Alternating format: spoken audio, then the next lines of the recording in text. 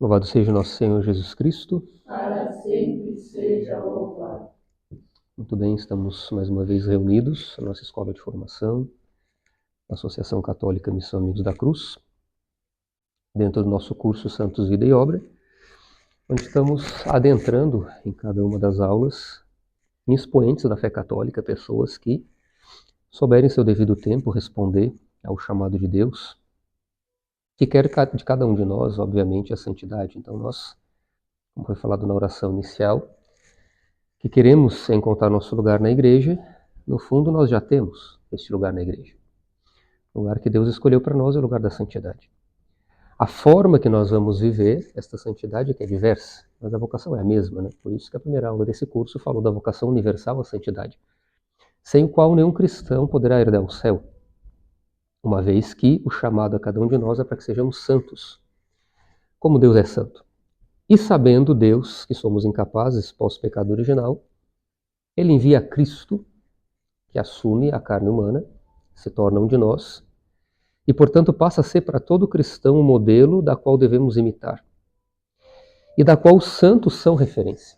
Os santos são como grandes espelhos que refletem a Cristo na história. Nós sabemos que, à medida que o tempo vai passando, a figura de Cristo vai ficando um pouco diluída no período da história, porque vai a cada tempo, a cada ano, ficando distante. Então, em cada período histórico, Deus levanta homens e mulheres que serão imagem, a atualização desse Cristo na história, né? Haja vista que São Francisco de Assis, por exemplo, que está aqui, nosso santo patrono, é tido como o santo, né, isso é reconhecido, que mais se assemelhou a Cristo, inclusive fisicamente, o primeiro santo chagado, inclusive, da história da igreja. Então, esta ação do Espírito que atualiza Cristo nos homens. E destes que são os santos, alguns nós tiramos para poder meditar, né, em cada período histórico.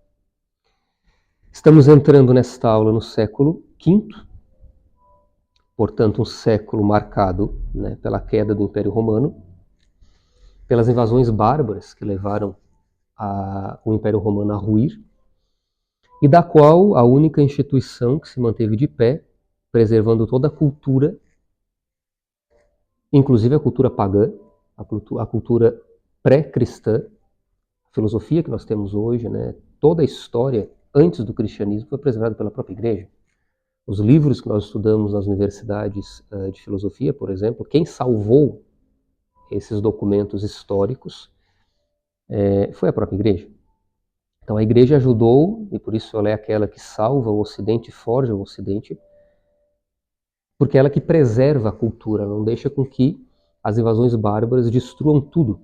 Que era esse o padrão dos bárbaros, né? Eles entravam, destruíam tudo, queimavam os livros e impunham a sua cultura nos lugares em que eles adentravam. E no Ocidente foi sendo assim, país a país, saqueado, destruído, universidades incendiadas, igrejas incendiadas, pessoas mortas.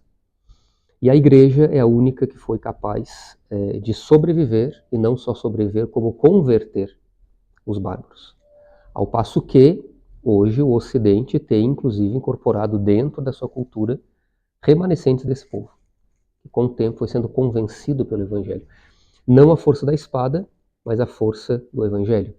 De um outro gládio, que não é a espada que corta a carne, mas é de fato o gládio do Espírito, que abre o coração humano, por mais duro que seja, e que converte o coração humano para Cristo.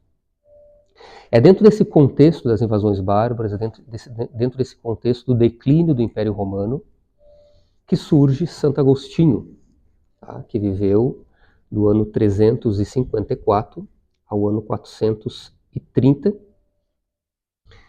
e que nós vamos estudar hoje, como já falamos aqui, lendo, meditando. Quero ler justamente o que eu escrevi, como foi nas outras aulas, porque são muitos detalhes, muitas referências históricas, é importante para a gente não tomar um voo e não ficar numa aula muito longa, e também escapando demais dentro daquilo que foi preparado. Então diz para nós assim, tá? Chegamos a um gigante em um período em que o Ocidente estava convulsionando em vista de sucumbir. Fato que aconteceu concretamente no ano de 476. Aí nós já temos um dado. Tá? Santo Agostinho falece em 430. em 476, o Império Romano cai. Então, Santo Agostinho, de fato, viveu os períodos da convulsão do Império Romano e viu de frente todo o declínio desse império e o quanto a Igreja foi necessária para não deixar ruir tudo que é o Ocidente. Então, o ano de 476, com a queda do Império Romano pelas mãos dos bárbaros, como resultado de um processo sistemático. A Igreja foi a única instituição a se manter coesa, mesmo em meio a embates teológicos e políticos internos, salvando o Ocidente da ruína total. Diz assim uma citação encontrada dentro de um escrito do professor Felipe Aquino. A santidade salvou a Igreja e a Igreja salvou o Ocidente. Foi a Igreja, e unicamente a Igreja, quem preservou as possibilidades de luz. Ela soube amar os bárbaros que acabavam de derrubar o mundo romano. Soube amar as almas violentas que Cristo chamava. E precisamente, heroicamente, conseguiu conquistá-las para ele. Então nós temos aqui um dado fundamental que nós precisamos nos ater uns minutos, que é o fato de que o Evangelho não está reduzido, limitado, primeiro, a uma salvação consanguínea, como era no Antigo Testamento. Nós temos, claro, muitos relatos na história, que Cristo vem primeiro para as ovelhas perdidas da casa de Israel. Então, primeiro é preciso que Cristo anuncie para o povo eleito, porque o povo eleito é o povo eleito, da qual Jesus nasceu. No entanto, após o derramamento do Espírito, a Igreja abre esta ação apostólica de salvação para os gentios. Os gentios são todos aqueles, inclusive nós, que não somos da linhagem do povo eleito, da primeira aliança. Então este povo, por mais bárbaro que seja, este povo, por mais duro que seja, também foi amado, escolhido, destinado e chamado à santidade. Ora, a santidade salvou a Igreja, a santidade salva a Igreja em cada período histórico, e esta Igreja salva, portanto separada, imagem de Cristo, é quem salva o Ocidente. O que isso traz para nós hoje? Exatamente a mesmíssima coisa que nós estamos vivendo. Ou a Igreja não precisa ser continuamente salva? Ou a Igreja não precisa ser continuamente santificada para poder santificar o mundo? Uma Igreja que não é santificada, que não é salva continuamente por Cristo, ela não salva e não santifica ninguém. Então, a ação da Igreja que evitou com que o Ocidente ruísse só se deu pela santidade. É a santidade que salva o Ocidente. Não é a instituição enquanto um CNPJ firmado.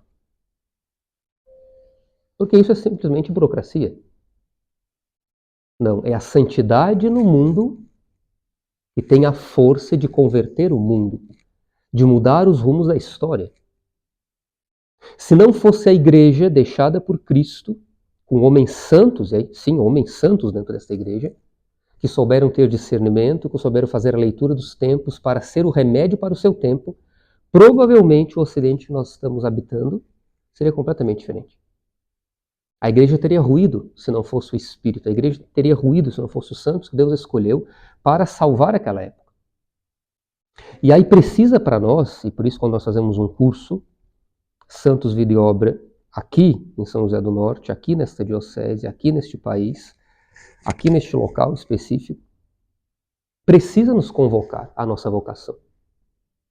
Nós ficamos muito preocupados com cargos, com vocações que nós conseguimos medir. Então nós queremos saber se nós somos consagrados, se nós vamos casar, se nós vamos ser padres, se nós vamos ser religiosos. Isso é uma parte.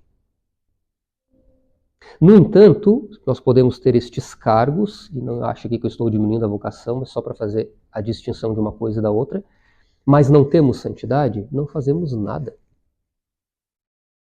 Quantos outros sacerdotes tiveram? E por que Santo Agostinho se destacou? Quantos outros homens consagrados a Deus, pais de família, sacerdotes, que não conseguiram ter o impacto na vida de Agostinho que Santo Ambrósio teve, que nós vimos na aula anterior? que converteu Santo Agostinho e que depois fez com que a graça passada a Agostinho se multiplicasse mais e fosse mais longe. Então, não é a batina no teu corpo, não é a aliança matrimonial no teu dedo, não é a cruz de consagrado no teu peito que vai ter um estalo e vai mudar todas as coisas. Isso são meios eficazes que Deus escolhe, se a tua alma for santa. Caso contrário, você pode não fazer nada na história. Poderá passar a história, poderá ruir o mundo ao teu retorno, ao teu entorno, ao teu redor, e você não vai ter feito nada. Porque no fundo você não vai ter nada para dar, a não ser de si mesmo. Quando nós damos de nós mesmos, nós não damos de santidade. Nós damos o oposto da santidade. Nós damos do pó que nós somos feitos. Por isso Jesus vem para matar em nós. Por isso a palavra diz que nós não estamos dispostos a morrer. Nada acontece. Porque se o Agostinho que nós vamos ver agora não tivesse morrido, o Agostinho que nós conhecemos não teria nascido. E a teologia católica provavelmente seria muito diferente, porque Agostinho, juntamente com Tomás de Aquino, são os dois pilares da teologia católica. Então você entende? É preciso que Agostinho morra para o Agostinho sonhado por Deus nasça. É preciso que este, você e eu, morra para que este, você e eu, sonhado por Deus, a qual nós não conhecemos em totalidade, só conseguimos perceber alguns sinais, possa nascer. E aí qualquer vocação escolhida, porque há um ato de liberdade também na escolha das vocações, será eficaz. Acontece que nós queremos que Deus desça e diga para nós o que Ele já diz, e Ele não vai repetir o que Ele já diz. Ele está dizendo na história, Ele está dizendo nas Escrituras, nós ficamos pedindo para Deus para que Ele fale o que Ele já falou. Senhor, o que Tu queres de mim? Horas, Ele já respondeu, Ele quer que você seja santo. Já está respondido na história, já está respondido na vida do santo, já está respondido nas Escrituras, e nós ficamos perguntando a mesma coisa, Deus não vai falar. Porque Ele já disse. E aí, se nós entendemos o que Ele já disse e aceitamos este chamado, aí Ele fará conosco o que Ele quer. E aí haverá eficácia na nossa ação, haverá eficácia na nossa vocação particular. Caso contrário, não haverá. Então, no contexto do século V, é que surge Aurelius Augustinus, mais conhecido por Agostinho de Hipona ou posteriormente Santo Agostinho. Ele nasceu no dia 13 de novembro de 354 em Tagaste, município de uma província romana em Numídia, localizado ao norte do continente africano. O santo era filho de Patrício, pagão, posteriormente convertido ao cristianismo no leito da morte.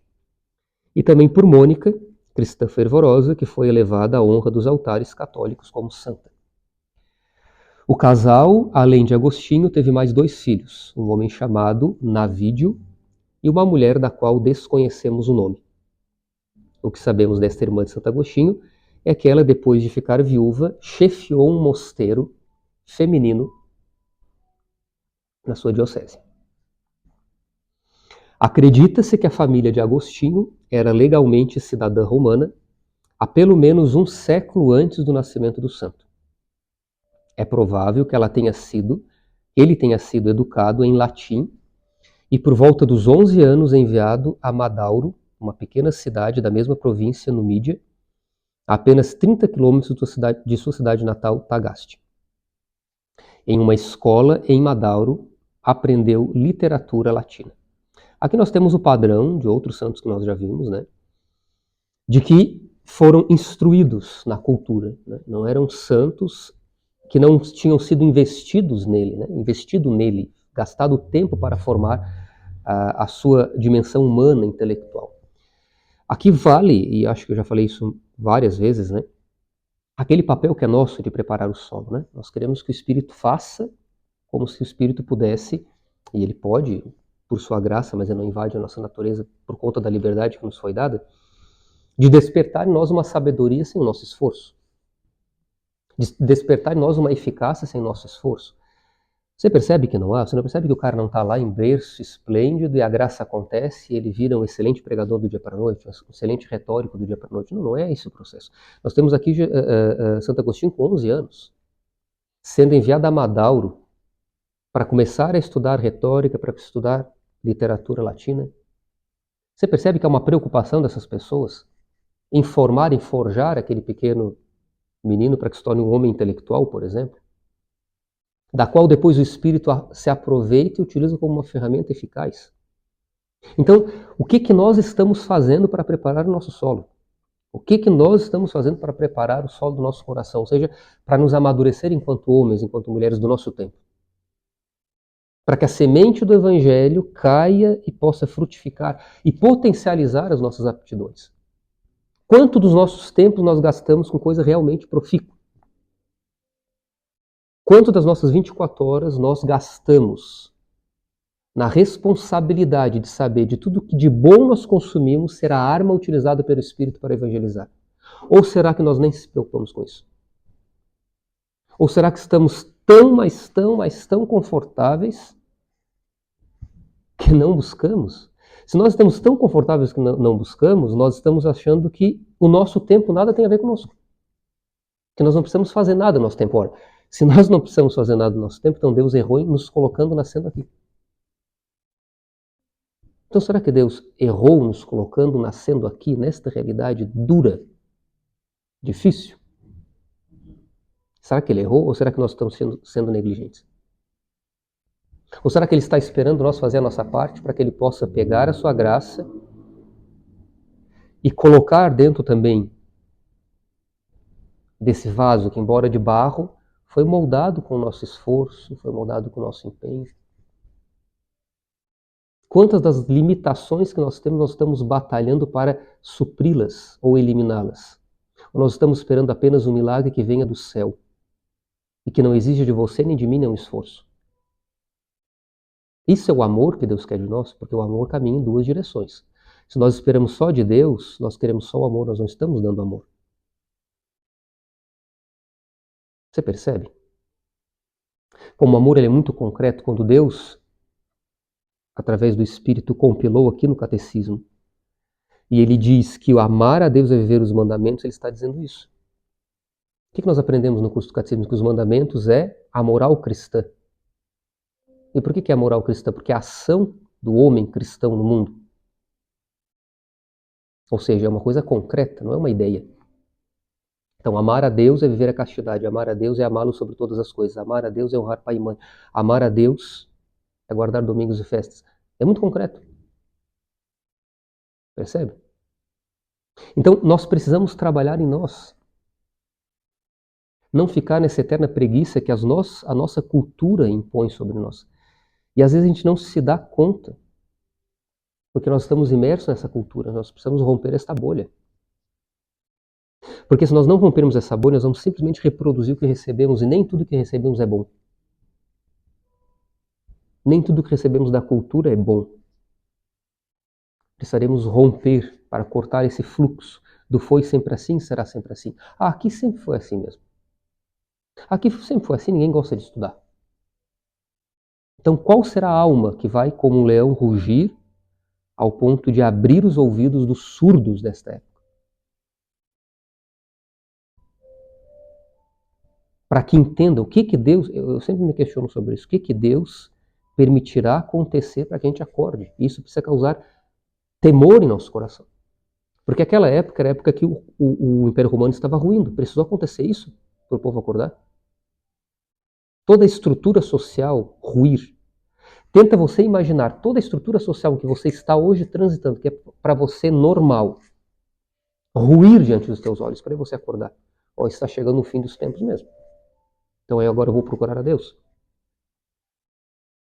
Porque é isso que aconteceu ali. Você imagina nós estarmos aqui e simplesmente entrarem dentro desse recinto, saírem quebrando tudo e nos matando. Era assim que as invasões bárbaras faziam.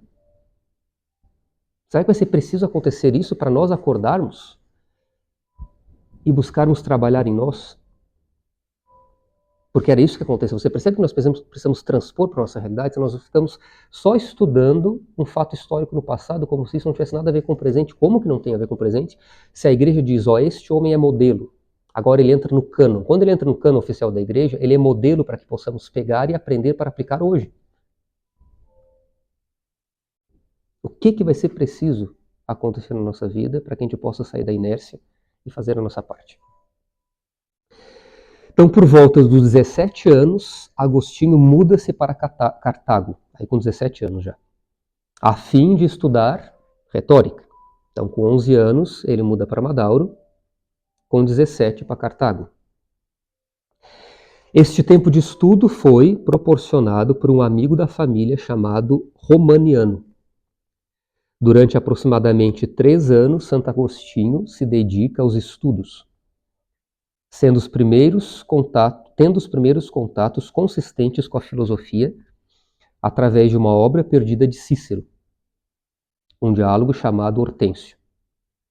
Este escrito marcou profundamente, despertando sua alma a um amor profundo pela sabedoria.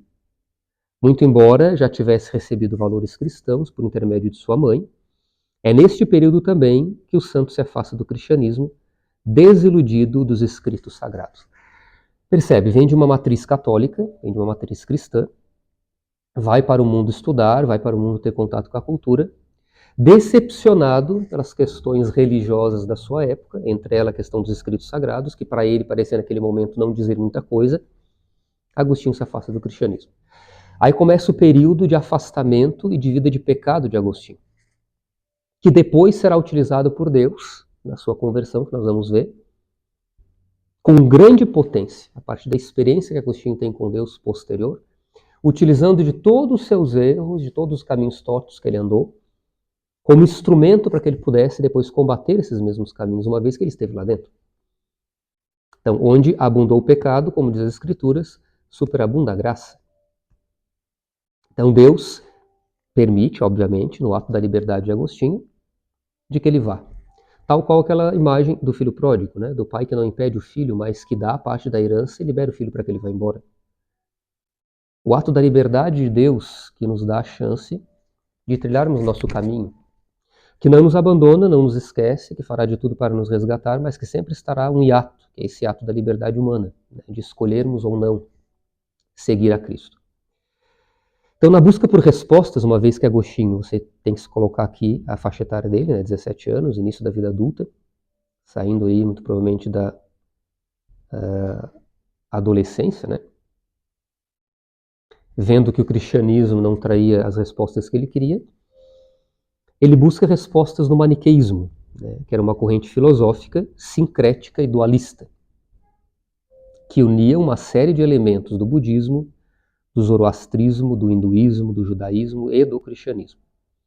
Manes, ou Maniqueu, fundador do maniqueísmo, acreditava que existia basicamente duas forças no universo: o bem e o mal, regido por dois impérios de dois deuses.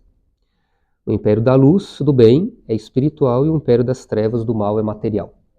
Segundo essa doutrina, a matéria é essencialmente má, sendo necessária uma vida ascética para purificar o ser humano, elevando a alma ao império da luz.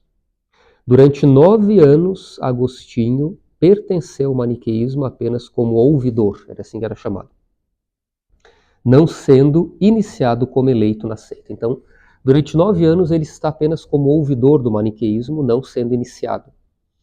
O maniqueísmo pregava justamente isso que está escrito aqui, né? Que existiam dois deuses, um deus bom e um deus mau, que viviam lutando entre si. O deus mau cria a matéria, e o deus bom, que é puro espírito, atrai a matéria para se converter. Então você precisa se apartar da matéria. Quanto mais apartado da matéria, mais próximo do Deus bom você está. Isso é completamente anticristão, né? Uma vez que não existe a matéria ruim em si. Deus criou todas as coisas, Deus nos criou também materiais, né? Nós temos carne, nós temos sangue, nós somos espírito também. Tanto é que Jesus assume carne humana. Deus abraça a natureza humana. Deus ama aquilo que ele criou. A matéria não é ruim em si.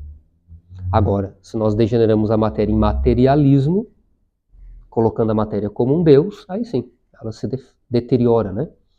Mas o maniqueísmo pregava a matéria como essencialmente má.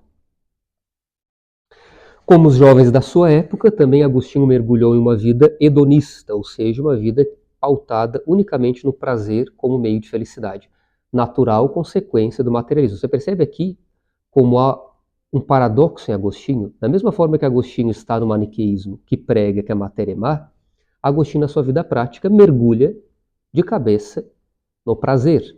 na vida voltada ao prazer sexual e tudo mais. A vida voltada ao prazer material, em busca de felicidade, é materialismo. O hedonismo que busca felicidade nesse mundo é fruto do materialismo. O hedonismo vai dizer que só existe felicidade naquilo que você experimenta. Quanto mais você experimentar, mais prazer você tiver, mais feliz você é. É fruto do materialismo. Então, você percebe a incoerência, né? Enquanto Agostinho defende, entre aspas, durante 9 anos, o maniqueísmo, que prega, inclusive, uma vida ascética, ou seja, uma vida que possa se apartar quanto mais possível da matéria, Agostinho, na sua vida prática, é completamente o oposto disso. Talvez por isso nunca foi iniciado. Talvez por isso nunca quis ser iniciado. Acreditava enquanto filosofia, mas na vida prática isso não acontecia, né? Então, com esta visão de mundo e de homem, teve uma vida envolvida em aventuras amorosas e sexuais, tendo muitas amantes. Foi justamente neste tempo de estudo juvenil em Cartago que Agostinho se envolve com um romance com uma jovem da cidade por volta do ano 373. Eles mantiveram um relacionamento de concubinato, muito provavelmente na intenção de não causar desgosto à piedosa mãe Santa Mônica, que desejara certamente outra forma de vida para o filho. Você percebe aqui a raiz do cristianismo? O valor recebido que não se perde? Por mais que estivesse tendo uma vida de concubinato com esta mulher, o saber que isso poderia gerar um desgosto para a mãe, em vista dos valores cristãos que recebeu, por mais que ele tenha se distanciado, a semente está ali, só falta o solo ser revirado para que essa semente possa cair e frutificar, mas a semente está ali. Preserva Agostinho, talvez de oficializar, né, essa mulher como sua, para não causar desgosto à sua boa mãe. O relacionamento entre Agostinho e esta mulher durou em média 13 anos, não foi pouca coisa. E durante esta relação tiveram um filho chamado Adeodato, que veio a falecer muito jovem. Ainda neste tempo, entre os anos de 373 a 374, ele ensina gramática em Tagaste, sua terra natal, indo logo em seguida para Cartago novamente, agora como professor de retórica, para dirigir uma escola. Em Cartago, como professor, permanece em torno de 9 anos. Então nós temos aqui uma ascensão profissional, a gente pode dizer assim, de Agostinho. Primeiro ensina gramática em Tagaste, terra natal dele, depois vai para Cartago como professor de retórica para dirigir essa escola de retórica. Você percebe que na aula de Santo Ambrósio eu falei que ele era um retórico? E que foi justamente o ato de ser um retórico de Santo Ambrósio que desperta em Santo Agostinho uma curiosidade para conhecer Ambrósio. Então ele buscava justamente este ofício, né? E eu falei para vocês que é retórico, né? A retórica é a arte de falar bem. A oratória é a arte de falar bem em público. Então, Agostinho era uma pessoa que buscava justamente, né, esse aperfeiçoamento da fala, do poder falar bem, que depois vai ser usado por Cristo e pelo Espírito para a defesa da verdade, né? Aqui para a defesa de outras coisas que não a verdade. Então isso depois atrai ele até Santo Ambrósio. Então Agostinho sustenta 2 famílias, porque perdeu seu pai aos 20 anos e porque amava uma mulher pobre. Então essa mulher que ele viveu durante 13 anos era bem pobre. Nisso lhe foi de grande valia sua cadeira de retórica em Cartago. Acabou se tornando um excelente professor e pôde levar sua experiência para outros lugares. Certamente, por longo tempo, ateve-se às preocupações com a mulher amada, pois eram de estratos sociais que não permitiam uma união pela lei. Passado 9 anos, em 383, ele muda-se para Roma, onde funda uma escola na esperança de conseguir, na cidade eterna, desenvolver sua atividade com maior sucesso, tendo em vista que em Tagaste encontrou alunos indomáveis na arte do conhecimento. No entanto, mesmo em Roma, onde acreditava encontrar os melhores retóricos, se depara com a apatia dos membros das escolas de retórica romana. Por influência de seus amigos maniqueístas, Agostinho consegue o cargo de professor de retórica na corte imperial de Milão, através do prefeito, que recebeu dos amigos de Agostinho as referências necessárias para lhe colocar na nobre posição. Assim, no ano de 384, viaja para o norte da Itália, assumindo, aos 30 anos de idade, a mais visível posição acadêmica de sua época. Todo o movimento de Agostinho intelectual o leva até Milão, onde está Ambrósio, na sua diocese, já extremamente conhecido nos seus sermões retóricos. Então há uma ascensão, como eu disse, profissional. Agostinho é alguém que está simplesmente largado, esperando a graça acontecer, mas a graça utiliza de toda essa bagagem de Agostinho.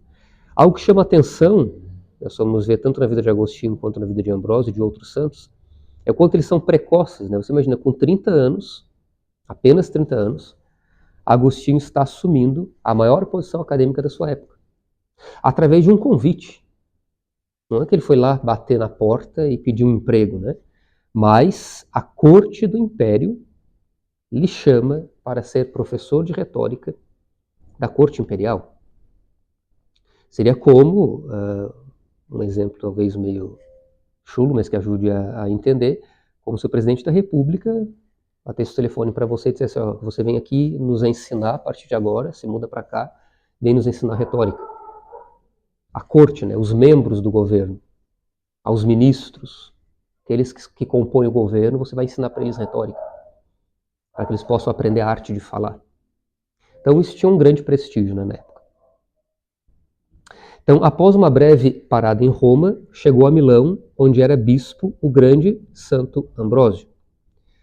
Agostinho adquiriu o costume de ouvir Santo Ambrósio, inicialmente para enriquecer a sua bagagem retórica. E sentiu-se fascinado, não só pela retórica, mas o seu conteúdo atingiu cada vez mais o coração de Agostinho. Então nós temos esse movimento de Deus que faz cruzar dois grandes homens. Um que estava numa vida de pecado e o outro que veio sempre, quem viu a aula de Santo Ambrósio sabe, de uma tradição, de uma matriz católica, que nunca se afastou, que era filho de pessoas católicas e sempre foi dessa linha, só teve, claro, obviamente, a surpresa de ser chamado ao episcopado sem nem ser batizado. Então, ter sido convocado por Deus e ter respondido a esse chamado sem nem ter sido batizado, e depois Deus realizou a grande obra que realizou em Ambrósio. O cruzamento desses dois homens ocasiona, obviamente, pelo fascínio que Ambrósio causava, não só em Agostinho, mas em tantos outros, a conversão de Agostinho. Primeiramente fisgado pela retórica, então primeiramente fisgado por aquilo que atraía Agostinho, porque era similar. Agostinho, que amava a retórica, se sente atraído pela capacidade do discurso de Ambrósio. Primeiro pela técnica da retórica, porque a retórica é uma técnica, senão tu não aprendia. Por exemplo, eu nunca fiz curso de retórica. Eu não falo usando as leis da retórica para falar bem. Aquilo que Paulo dizia que também não utilizava, Eu não utilizo da retórica, você percebe que Paulo fala isso? Mas prego somente Cristo crucificado. Então, quando Agostinho vai ouvir Ambrósio, ele vai querer ver a técnica de Ambrósio. Só que não existe um discurso sem conteúdo. O que é um discurso sem conteúdo? Um discurso sem conteúdo seria a gente soltar um monte de sílaba solta aqui, sem qualquer nexo. O espírito que atrai pela técnica, gradativamente, porque você tem que ouvir o discurso para compreender a técnica aplicada, você começa a fazer um trânsito, do discurso para o conteúdo do discurso. E aí, gradativamente, de tanto ouvir Ambrósio, os conteúdos começam a entrar no coração de Agostinho. E conteúdos que não eram novidade para Agostinho. Haja vista que ele foi criado num ambiente cristão. Haja vista que ele tinha uma mãe santa. Então é aquela espécie de voltar ao primeiro amor, O processo de conversão de Agostinho não é que ele ouviu uma novidade. É que ele relembrou o amor da infância, que ele relembrou a graça recebida da boca e dos cuidados da mãe, que era cristã. Seria como aquele soprar do Espírito que faz as brasas reacenderem. Que rompe no coração de Agostinho a sua rebeldia. E que faz Agostinho voltar à sua essência. Então, no tempo em que ele esteve em Roma, Agostinho já começara a se afastar do maniqueísmo, você percebe? Antes de ir para Milão, ele esteve em Roma. Nesse processo que ele estava em Roma, ele já começou gradativamente a se afastar do maniqueísmo. Os estudos filosóficos do neoplatonismo acabou preparando o terreno interior para a grande transformação que fora pouco a pouco acontecendo através da sabedoria de Santo Ambrósio. Assim, no verão de 386, depois de ouvir atento e entusiasmadamente sobre a vida de Santo Antão do deserto, preste atenção aqui, teve uma experiência que foi impulso para a sua conversão. Preste bem atenção aqui. Agostinho, na sua época, fazendo cursos santos, vida e obra, através da pregação de Ambrósio, que falava de Santo Antão, se converte. A eloquência retórica de Ambrósio, o conteúdo da pregação de Ambrósio, que não falava de si, mas de um santo já canonizado, Santo Antão,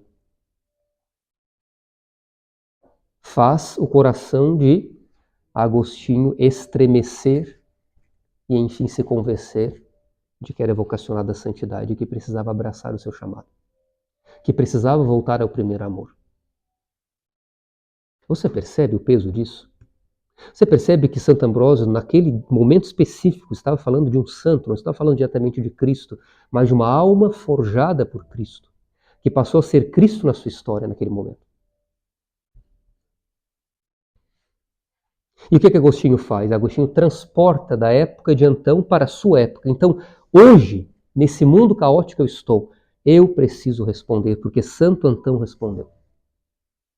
E agora nós ouvimos Santo Agostinho, que ouviu Santo Antão, através de Santo Ambrósio. Será que no futuro vai ter alguma biografia que vai dizer desse momento específico aqui? Do São ou da Santa X, que ouviu o fundador X, que falava de Agostinho, que ouviu de Antão, através de Santo Ambrósio? E que chegou à santidade. Você percebe que é o mesmo corpo de Cristo, que é a mesma ação. O problema é que nós vemos um santo desvinculado da sua história. Nós vemos que o santo é um anjo, que não passou por provas, que não passou por dificuldades. E isso nem é verdade, porque até os anjos passaram por uma prova. Até os anjos passaram por uma prova, por uma purificação, ao passo que 1/3 não passou nesse processo, nessa peneira. Que é Satanás e os seus seguidores. O curso dos santos, o curso do catecismo fala disso. A prova que os santos passaram, aliás, que os anjos passaram. E a rebeldia dos anjos que não quiseram se curvar diante da vontade de Deus. Se até os anjos passaram por uma prova, por que nós, meros mortais, não passaríamos? E o quanto deste santo Agostinho, assim como foi de Santo Ambrósio, precisa arder na nossa alma. Tal qual a vida de Santo Antão do deserto, que eu vou ter que ainda pegar e ler, que eu não li, impactou o coração deste homem. Provavelmente, nessa época, Santo Antão do deserto era um dos padres, dos santos padres do deserto. Eram homens que largavam tudo e iam viver no deserto. E que toda a teologia católica nasce dessa entrega desses homens.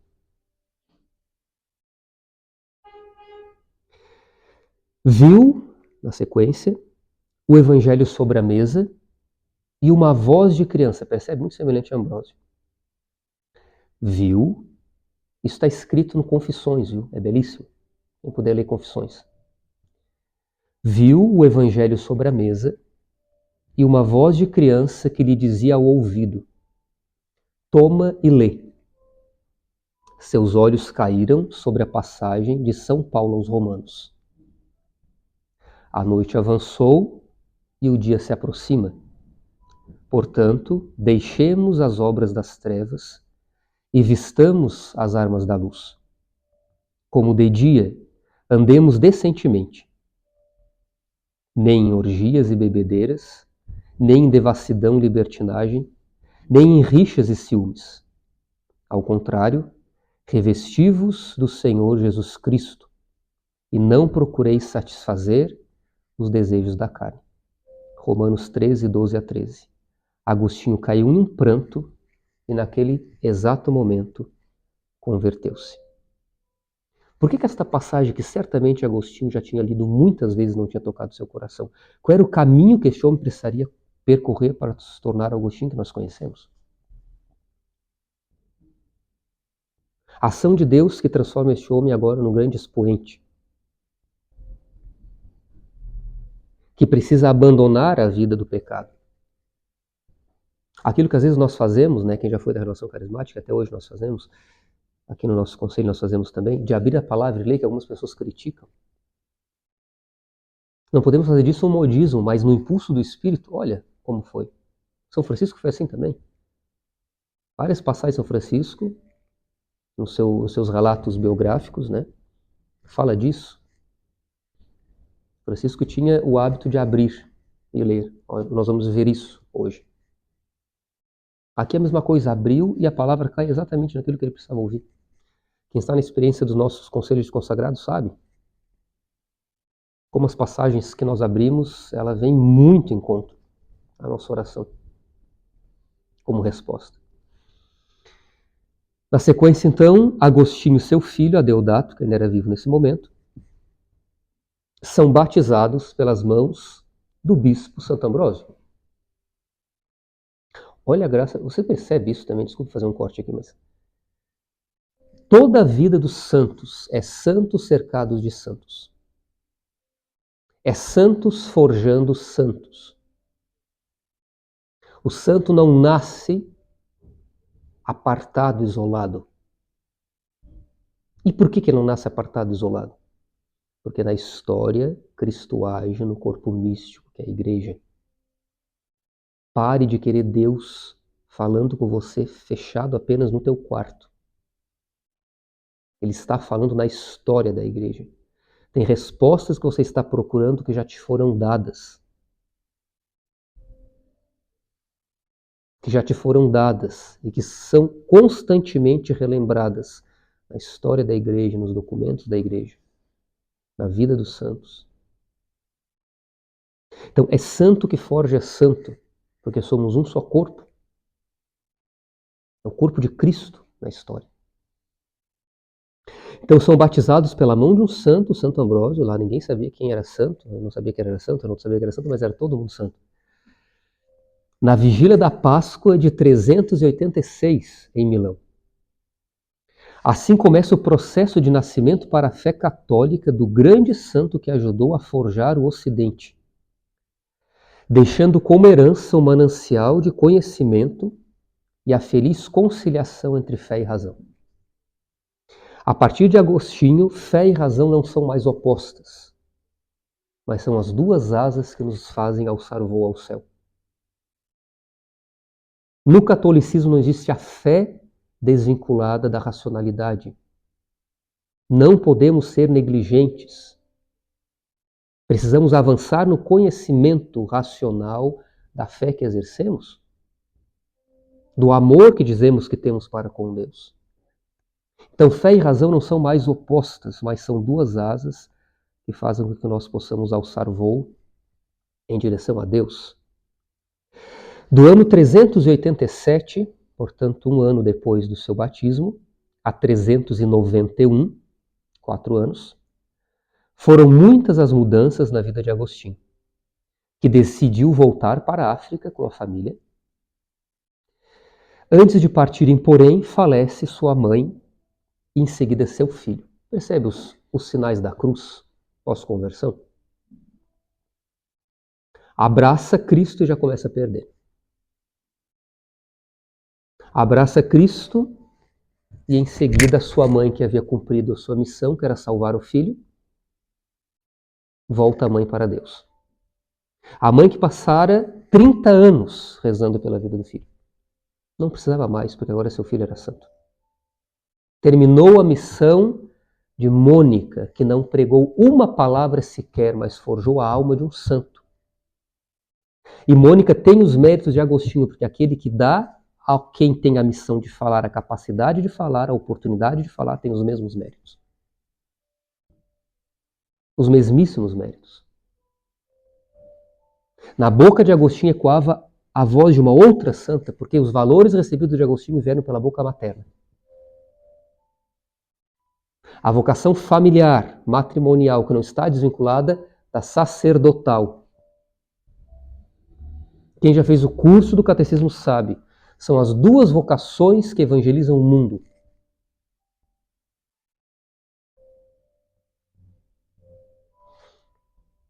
Santa Mônica no silêncio, Santa Mônica dentro do lar, Santa Mônica nas lágrimas, converte uma alma que depois vai converter o mundo de então. Tchê, pensa no quanto Deus quer fazer através de ti. E que você está aqui talvez segurando na rédea, eu estou aqui segurando na rédea com medo, mas com medo de quê, meu Deus? De perder o quê, meu Deus do céu? De perder quem?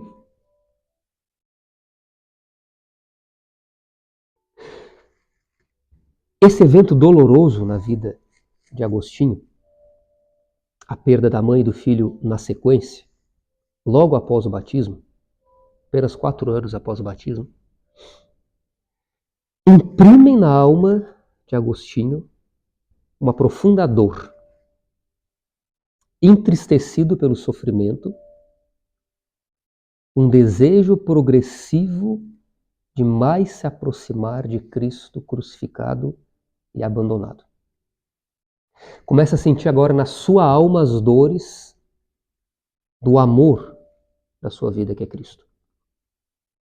Decide então, impulsionado por isto, vender todos os bens da família e dar o dinheiro aos pobres, preservando apenas uma casa da família, no qual ele funda um mosteiro para si e para alguns amigos que gostariam de abraçar a fé religiosa, a vocação religiosa. Por volta ainda de 391 é ordenado sacerdote, 4 anos depois do batismo.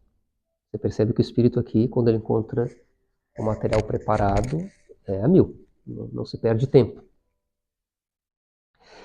Por volta de 391 é ordenado sacerdote. Em 395, menos de 10 anos do batismo, é ordenado bispo de Hipona. 4 anos depois de ser ordenado padre, ele é batizado. 4 anos depois é ordenado padre. 4 anos na sequência, ordenado bispo de Hipona, cidade que pertencia à mesma província de Numídia, na África. Assumido em seguida a cátedra, o trono episcopal de Hipona. Rapidamente, Agostinho torna-se muito conhecido por sua pregação eloquente e firme, tendo catalogado em média 350 sermões seus como autênticos. Tornou-se um grande defensor da ortodoxia da fé, ou seja, da fé plena, total, firmada nos mesmos concílios de Nicéia e Constantinopla, defendidos por Ambrósio, que eram atacados, lembra, pelos arianos, pelo arianismo, né? Combatendo, portanto, bravamente o arianismo e demais heresias cristãs. Além disso, também tornou-se um ferrenho adversário do próprio maniqueísmo, que outrora na juventude fora adepto. Então começa o martelo, né, de Agostinho a arrebentar com tudo aquilo que não era verdade. O arianismo, né, o maniqueísmo, trazendo a igreja, juntamente com outros santos, para a fé de Nicéia e Constantinopla, que é o credo que nós professamos até hoje, niceno-constantinopolitano. A mesma fé preservada até hoje. Que se não fosse Agostinho, se não fosse Ambrósio e tantos outros santos, talvez hoje estivéssemos com uma igreja herética. Porque era isso que o arianismo pretendia. Quando defendia que Jesus não era Deus. E que esteve dentro da igreja, como nós falamos na última formação, de uma forma muito consistente, né? Inclusive dentro do Império. Então, Agostinho, para assumir o episcopado, precisa sair do mosteiro fundado por si, na sua casa familiar, deixando apenas seus amigos à frente do mosteiro. No entanto, mesmo não estando no mosteiro, ele continua com a prática ascética, morando na residência episcopal, percebe? Transforma a residência episcopal praticamente num monastério, para si. A mesma vida ascética. Mesmo podendo ter todas as regalias que um bispo tem, ele passa a adotar, mesmo sendo bispo, uma vida ascética. Muito trabalhou pela conversão do povo de Hipona, deixando para sua igreja um legado inquestionável. Possíduo, que é um seu amigo e que nós devemos a ele tudo o que sabemos, em grande parte de Agostinho, porque ele começou a escrever sobre Santo Agostinho, uma espécie de biografia, quando ele começou já a perceber a santidade daquele homem, ele disse, eu não posso perder isto, porque Agostinho não vai falar de si. Porque Agostinho nem se vê santo, mas eu estou lendo nele, vendo nele sinais de santidade. Então, eu vou começar a escrever sobre ele. Então, tudo que nós recebemos de Agostinho, e aí é Deus também fazendo preservar essa biografia, senão muita coisa talvez se perderia, teríamos só os seus escritos, começa a escrever sobre a vida de Agostinho. Então nós temos uma vasta biografia de Agostinho por conta deste amigo chamado Possíduo. Então Possíduo diz que Santo Agostinho deixou à igreja um clero muito numeroso, assim como mosteiros de homens e de mulheres cheios de pessoas dedicadas à continência sob a obediência de seus superiores. Assim, seu trabalho foi fundamental para sustentar a verdade da revelação no meio das crises do seu tempo, estendendo-se ao longo da história da Igreja como uma fonte segura. Por seu trabalho incansável, por sua obra literária imensa, Agostinho deu corpo à teologia católica, usando para isso da razão como instrumento a favor da revelação. A razão e a filosofia assumem aqui o papel de servas da teologia, uma vez que confessem a revelação, uma vez que conferem a revelação os mecanismos capazes de traduzir a verdade revelada com conceitos compreensíveis e aplicáveis. Agostinho pega da razão, de toda a sua mente trabalhada racionalmente na filosofia, para usar desses elementos para dar corpo à teologia. É isso que nós fazemos até hoje, dentro dos seminários. Este é o modelo agostiniano. No período de Agostinho existiam seminários, as pessoas tinham tutores, né? Mas este modelo de fazer, por exemplo, filosofia e teologia vem por conta disso. Preparamos, estudando filosofia, a mente para abrir a cabeça para os conceitos filosóficos, e depois na teologia usamos os mesmos conceitos para a defesa da verdade, da fé. Aquilo que a filosofia buscou eternamente e que continua buscando, a teologia já encontrou. Só que é preciso dar corpo a esta verdade, de forma compreensível, que as culturas em cada época possam aprofundar isso e compreender o dado da verdade revelada. Senão nós ficamos apenas numa fé vivencial e não explicável pela razão. Por isso o catolicismo se difere tanto de qualquer outra denominação. Porque ela abraça a ciência. Tanto é que, para um santo, por exemplo, agora fazendo só um paralelo, para um santo ser canonizado, é entregue para a ciência analisar, né? Além da fé católica que analisa as virtudes, a ciência analisa os milagres. E ela vai dizer, isso não tem explicação. Então, se não tem explicação, é um milagre. Então, a igreja nunca foi inimiga. Nesse curso, que é o curso do Catecismo, que está aqui no nosso caderno de estudo, eu falo inclusive disso, né? A Academia de Ciências do Vaticano é a academia mais premiada do mundo. Tem o maior número de prêmios Nobel de todas as ciências, né? De todas as áreas da ciência do mundo. Então não há uma divergência entre fé e razão.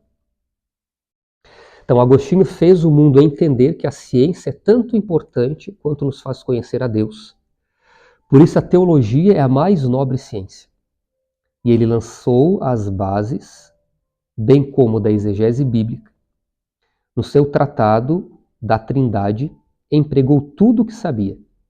Metafísica, psicologia, platonismo, aristotelismo, com a erudição bíblica, juntamente com a Suma Teológica de Santo Tomás de Aquino, que são os pilares da teologia cristã. Assim, numa encruzilhada da história, Agostinho salvou a inteligência, colocando-a a serviço de Cristo. Por que salvou a inteligência? Porque os povos bárbaros são chamados de bárbaros por conta disso. Eles não tinham esta cultura da razão, não tinha essa tradição que o povo ocidental tinha. Então, por isso, quando eles chegavam, eles não só eliminavam e subjugavam, como eles destruíam tudo aquilo que era racional. Queimavam os livros, destruíam a cultura. Então, Agostinho foi um daqueles que foi o expoente para defender e firmar, né, para que nada disso se perdesse. Então esse povo aí fora que bate na igreja, que estão no Ocidente precisam se curvar e agradecer da igreja.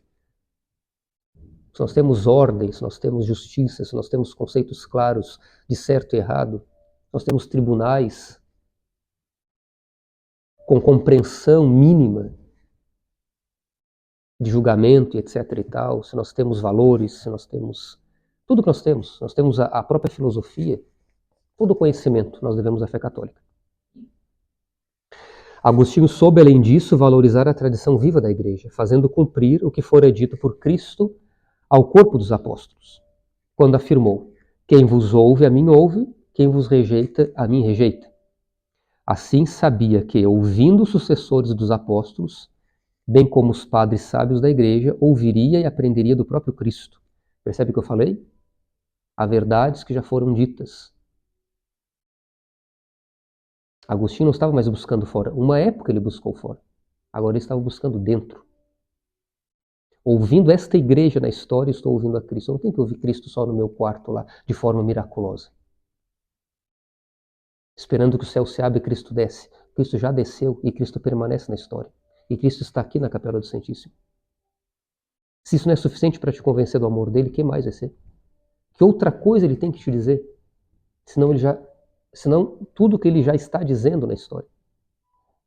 Essa era a postura de Agostinho. Ouvindo a igreja, eu estou ouvindo a Cristo.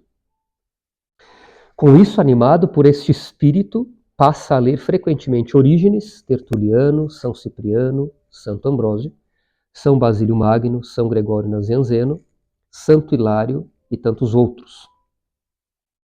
Em sua obra chamada Confissões, uma das mais conhecidas, apresenta-se como aquele que louva a Deus à medida em que reconhece a ação misericordiosa de Deus em seu favor. É provavelmente um dos santos que mais fala de si mesmo, não ocultando suas fraquezas, limitações, anseios, inquietações, etc. Profundamente transparente. Não mostra o que não é. Fala justamente nas confissões, inclusive dos seus podres, suas limitações, das suas fraquezas, das suas inquietações, das suas angústias, porque ele é pó. Ele é gente como a gente. E mesmo assim chegou à santidade. Nós achamos que a santidade é aparência, nós queremos montar um palco e aparecer. A santidade se dá na tua vida concreta, meu caro. Não é ocultando os teus pecados, é trazendo os pecados à luz. Por isso nós temos tanta dificuldade de confissão, porque a confissão justamente faz esse movimento de trazer para a luz as nossas misérias, para receber de Jesus a cura. Só que, claro, eu vou lá me acusar? Não, eu sou muito santo, eu não posso me acusar. Você percebe que é o oposto? Olha o nome do livro de Agostinho, Confissões. Por que Confissões? Porque ele está confessando a sua vida pregressa. E porque ele está confessando que na sua miséria, a misericórdia, o coração de Cristo trouxe para dentro as suas misérias. E o transformou no Agostinho que nós conhecemos. Sobre isso, resumidamente, ele afirma: porque nos fizestes para ti, e nosso coração está inquieto, enquanto não encontra em ti descanso. Assim, encontrar a Deus pressupõe encontrar-se, uma vez que Deus está misteriosamente presente na alma humana. Ele sempre presente e nós ausente de nós, e, portanto, ausente de Deus. Agostinho entende que não tem como encontrar a Deus se não encontrar a si mesmo, porque Deus reside a alma humana. Em outra obra chamada Cidade de Deus, talvez a mais importante, deixada pelo santo, escrita com 22 livros, uma obra chamada Cidade de Deus. Esta obra contém 22 livros. Você vê o que esse homem fez. Olha a quantidade de escritos. Cidade de Deus é composta por 22 livros. Concluída já no final da sua vida, por ano de 413 a 426. Fala que o ser humano é social por natureza e antissocial por vício. Nesta obra, o santo deixa claro o que podemos ou não esperar de Deus, bem como a relação entre política e fé no âmbito da igreja. Faz a distinção de duas grandes cidades, a terrena e a divina, de sorte que a cidade dos homens, a terrena, deverá ter como modelo a cidade divina. O que na igreja e na sociedade estiver firmado nas verdades da cidade divina permanecerão inabaláveis ao longo da história, acontecendo exatamente o oposto com o contrário.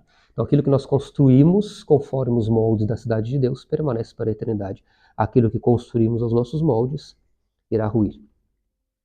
A família é a primeira instituição humana querida por Deus, e a pátria é a extensão desta, segundo Agostinho. Assim, o Estado é apenas o órgão administrativo da pátria, não podendo ser confundida com ela, que é o que fazem os regimes totalitários, colocando o Estado acima das pessoas. O Estado está para servir, o Estado está para servir a pátria, e a pátria é constituída de pessoas. Tudo que não está nesta ordem é tirania. Tudo que não está nesta ordem é tirania. Assim, caberia à igreja o papel de vigilância sobre o Estado. Aquela pedra no sapato que permanece até hoje. Postura que marcou profundamente a cristandade na Idade Média, por exemplo, e que se mantém em certa medida até os dias de hoje. A doutrina política de Agostinho destaca também a importância da obediência à autoridade. A obra Cidade de Deus era o livro de cabeceira de nada mais nada menos do que Carlos Magno e de muitas outras autoridades cristãs. É dessa leitura que surgiu a ideia do Sacro Império Romano Germano. Todos os grandes mestres do Ocidente são discípulos de Santo Agostinho, dentre eles Santo Isidoro de Sevilha, São Gregório Magno, Duz Scoto, Erigena, Abelardo, Santo Anselmo de Cantuária, São Bernardo, Santo Tomás. Todas as grandes ideias políticas estão na obra Cidade de Deus. Por isso Agostinho soube aproveitar o que havia de bom no mundo antigo e fez o novo mundo se apoiar no Evangelho de Cristo. Ele ligou o mundo que acabava com a nova civilização cristã que nascera. Já no final da sua vida, pôde presenciar no ano 426, ano final da escrita de sua obra Cidade de Deus, a invasão da África pelos vândalos, que era um grupo bárbaro. Segundo o bispo amigo, o biógrafo Possídio, que tornou-se bispo, muito sofreu Agostinho ao ver a destruição de cidades e o sofrimento do povo pelas mãos desta tribo bárbara de origem germânica, provavelmente proveniente do que hoje chamamos Noruega. Sobre este sofrimento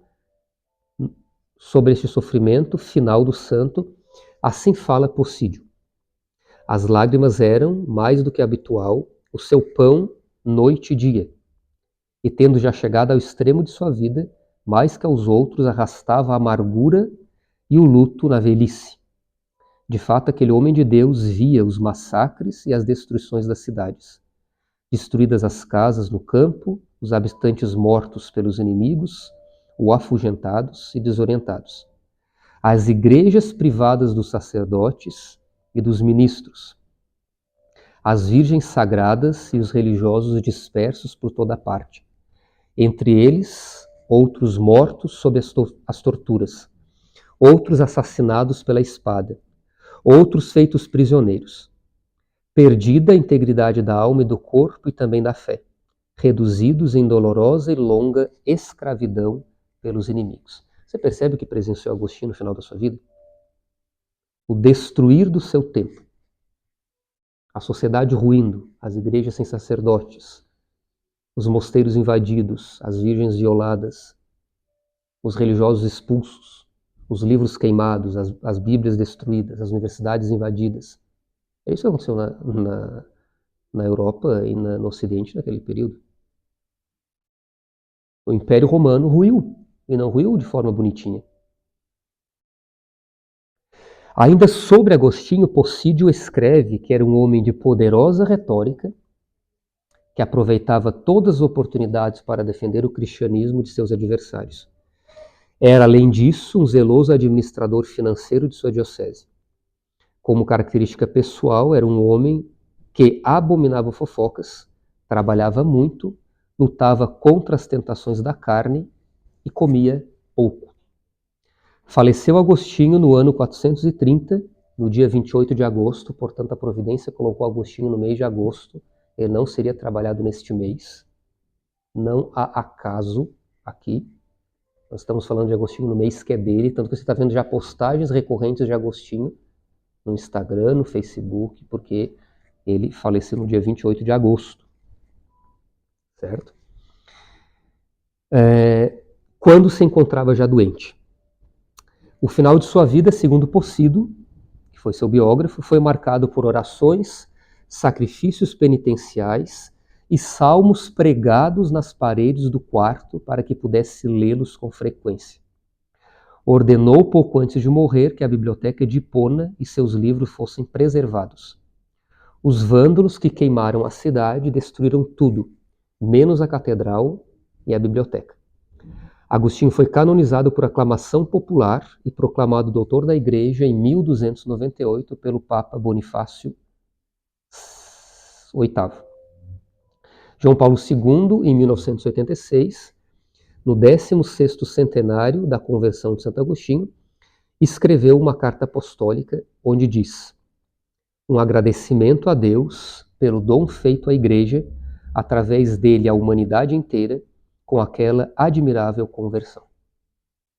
Não poderíamos finalizar sem citar a belíssima confissão de Santo Agostinho sobre o processo de sua conversão. Ele que outrora estava longe de si mesmo, mergulhado nas coisas, passa a olhar para dentro de si e encontra Deus. Com fome e sede de Deus, passa ardentemente a segui-lo, deixando frutos abundantes por toda a humanidade a partir de sua vocação à santidade. Então assim escreve Agostinho para encerrarmos a aula.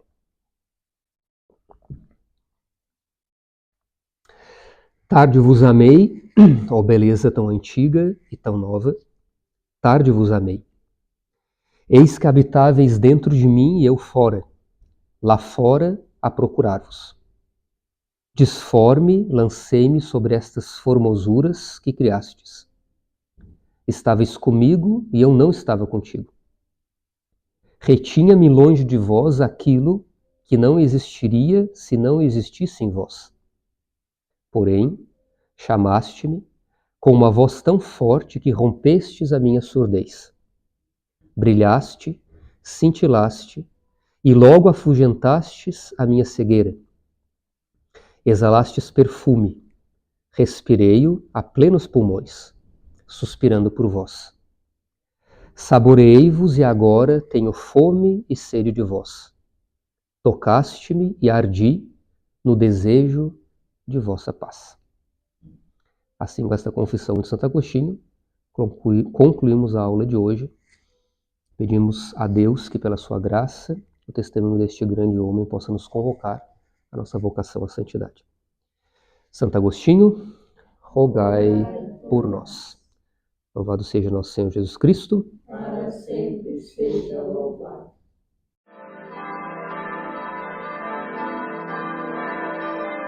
Te Deum laudamus, Te Dominum confitemus. Aeternum Patrem, omnis terra veneratur. Tibi omnes angeli, tibi celi et universe potestate. Tibi cherubim et seraphim, incessabili voce proclamat. Sanctus, Sanctus, Sanctus,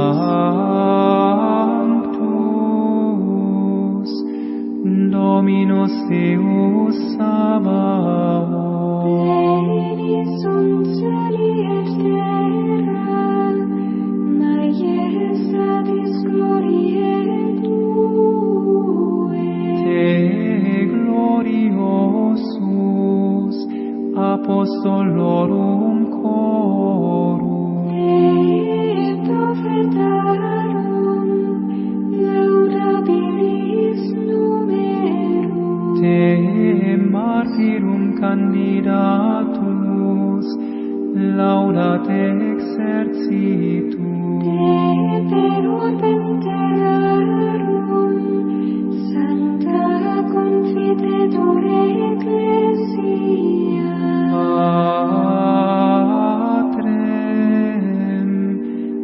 mense